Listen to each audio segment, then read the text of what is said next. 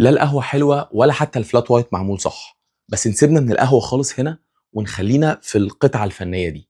ده مكان اسمه كرواسون، هو ما بيبيعش حاجة غير كرواسون ومخبوزات وحاجات شبه الكرواسون كده، حلو وحادق، موجود على التسعين الشمالي.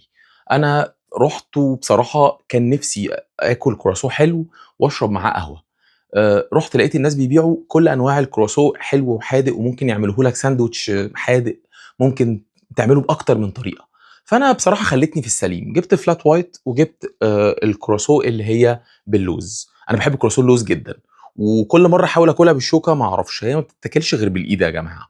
بصراحة حلوة، طازة، مخبوزة، تحفة، مش هاقعد أرغي كتير فيها، طعمها حلو أوي، والزبدة اللي جواها حلوة بدرجة جميلة. اللي فوق دي بقى كانت غير اللي جوّه أو نفس اللي جوّه، بس ما أعرفش كان طعمها قوي كده وغني. أنا مش لاقي كلام أقوله، بس أنتم لازم تروحوا هناك تجرّبوا الكرواسون ده، ترشيح شخصي منّي.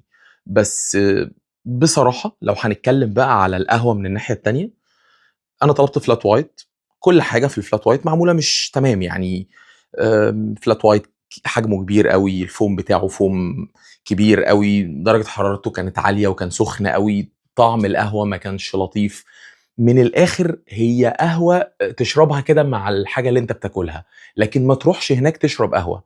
وأنا بصراحة يعني باناشد الناس هناك، اهتموا بالقهوة شوية يا جماعة. الكرواسون حلو أوي والمكان قعدته جميلة جدًا والهوا حلو كده، عندكم outdoor وعندكم indoor فوق وتحت، يعني في دورين.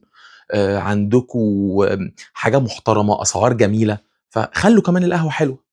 أنا هاجي تاني أكيد عشان آكل كرواسون، بس أكيد مش هاجي أبدًا أشرب قهوة.